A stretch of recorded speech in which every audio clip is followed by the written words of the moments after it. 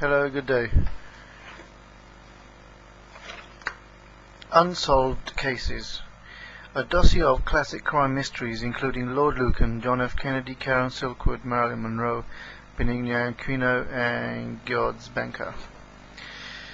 Guilty as charged. Society can function only with the framework of law that protects the innocent and punishes transgressors, but sometimes the process goes badly wrong. This chapter examines some notorious cases where justice may have erred or been deliberately perverted. Doctor of Mercy or Murder. Eastbourne doctor John Bodkin Adams specialized in treating wealthy old ladies, but some people suspected that he went on his rounds with a blank will form in one hand and a bottle of morphia in the other. At least 25 of his patients died mysteriously, leaving him large bequests, and during December 1956, Dr. Adams was arrested for murder of one of them, but an Old Bailey jury found him not guilty, and none of the other cases was brought to trial. Did he practice euthanasia or murder?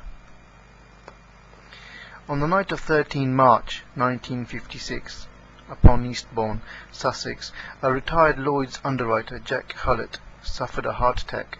His physician, Dr. John Bodkin Adams, injected him with a dose of morphine, and a few hours later Jack Hullett died.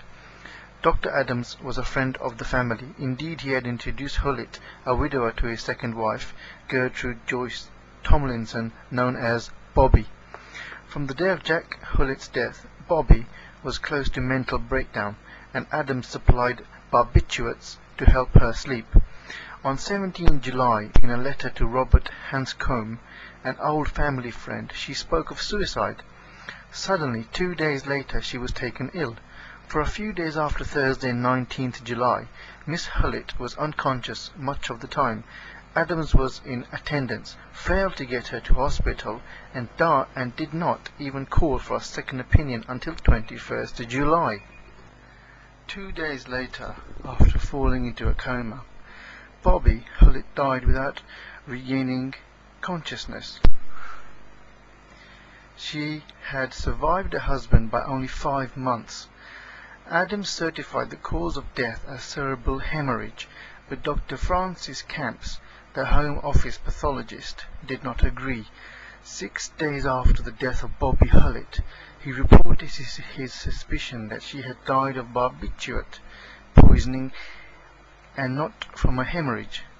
Adams, who lived upon Kent Lodge, a large house on the centre of town, was one of Eastbourne's wealthiest and most fashionable doctors.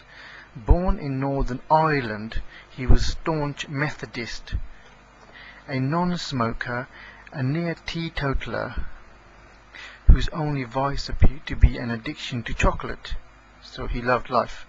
His practice in Eastbourne had flourished for almost 30 years, but even before the death of Bobby Hullett, gossip had begun about the number of legacies he had been left in the wills of his former patients, mostly rich old women. The rumors finally attracted the attention of a friend of both the Hullets and Dr. Adams, Richard Walker, Chief Constable of Eastbourne. That's all for Doctor of Mercy for today. Well, basically, disk space and no proper, innit?